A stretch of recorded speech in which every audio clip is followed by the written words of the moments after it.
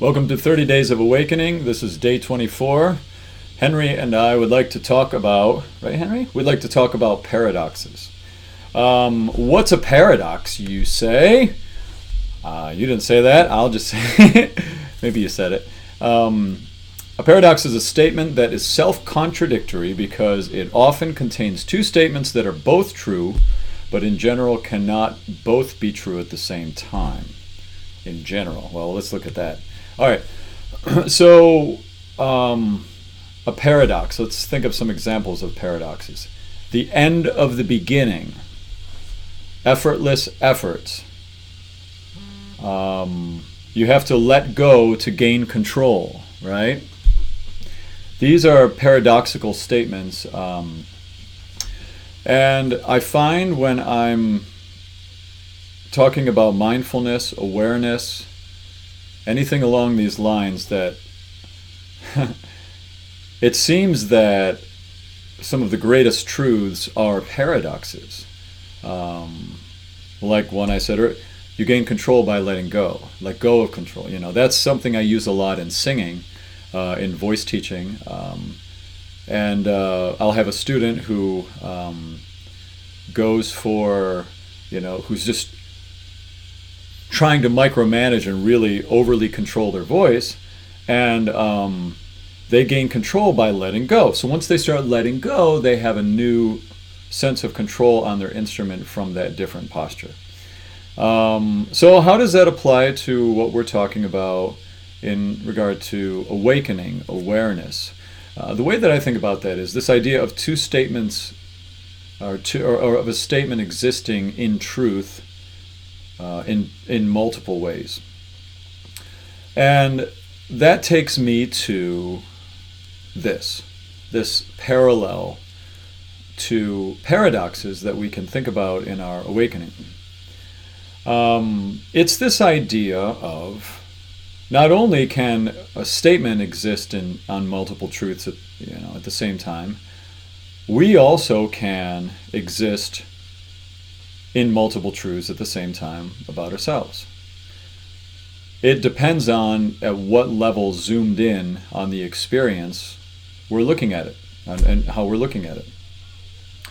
For instance, if I have a disagreement with, or someone cuts me off at a grocery store and I'm going to get into line, in dealing with that situation, I've got multiple awarenesses, multiple truths going on at the same time.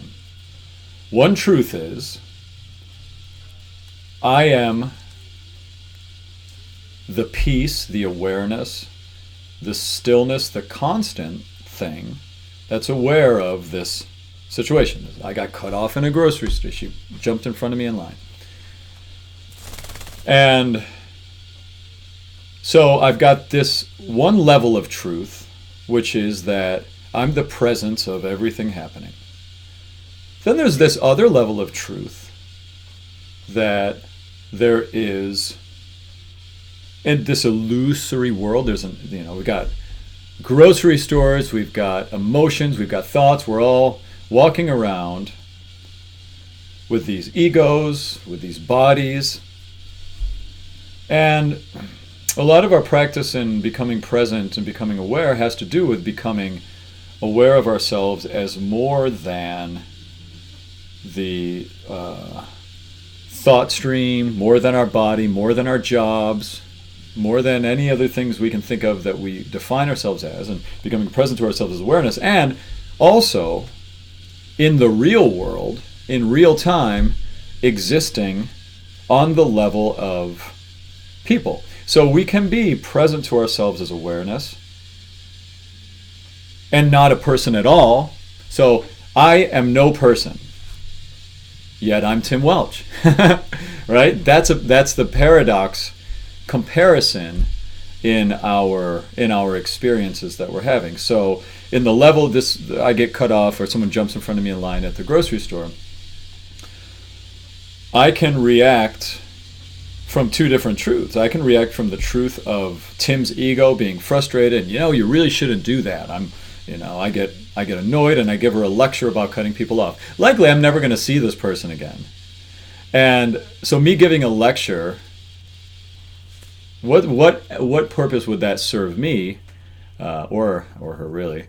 But that's one level to react on it. Another level of reaction is to be the peace around the reaction and the peace in the situation. And even though I have the reaction, to be able to see to see myself, oh, I'm really kind of annoyed with her doing that, and just go, well, is it going to serve me to interact with this and to say something? Usually the answer is no. And in that case, then your presence on that will help you not stand in line and just keep getting yourself more and more frustrated with her or him, whoever it is, cut you off. And what you'll do is you're able to dissolve it. So there's the paradox of being no person and being a person at the same time. And that's the truth. Those are two truths that do exist simultaneously. Now, in the paradox, in the definition I would write, it says they cannot be true at the same time. Well, in this case, it is. In this case, there is truth at the same time. There's a truth that I am no one and I am Tim at the same moment. And I find that paradoxes just are a great way to represent the complexity of the multiple levels of awareness that are going on inside of us all the time. Effortless effort. That's one that comes up a lot in mindfulness. Because, as we meditate and as we get still and we get quiet, it can be perceived that it takes effort to turn off your thinking and to get to a place of stillness and peace. It feels like effort to take your monkey mind and chill it out. However, your mind, unconscious, is efforting as it's unchecked. So, effortless effort, that concept in meditation, is settling into yourself as the awareness, which does feel like effort, but paradoxically, it's letting go of something that is working or doing something or efforting, right? So this is where it gets funky a bit, and talking inside of paradoxes helps us, I believe, a bit to deconstruct our need to figure everything out. That's one of the tools of the ego. Got to figure this out. It's got to make sense. No. Well, it can make sense in multiple ways all at once. So just put your mind, just think about paradoxes. Think about paradoxical statements. Think about existing in multiple vibrations or multiple consciousness and awareness at the same time. The awareness of yourself not as a body, as a mind, and also the awareness of yourself as a body and a mind trying to exist in this pretend world we all made up with pretend everything. So just put that in your mind. Chew on that today. Have a great day.